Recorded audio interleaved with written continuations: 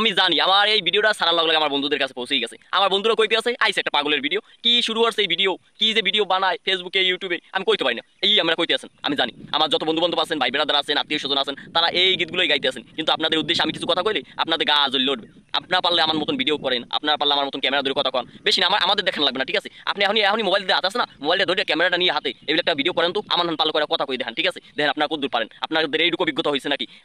আপনাদের খারাপ বলেন ঠিক আছে, আপনাদের অপমানও করেন এই ভিডিওর মাঝখানে, ঠিক আছে? কিন্তু আপনারা যেন ভিডিও দেখে হাহা দেন, হি দেন, রাগ দেন, রিয়াক্ট দেন, বাজে কমেন্ট করেন, এগুলো করেন কা? এগুলো থেকে দূরে থাকেন, ঠিক আছে? এগুলো করে আমাদের মন নষ্ট করেন না, ঠিক আছে?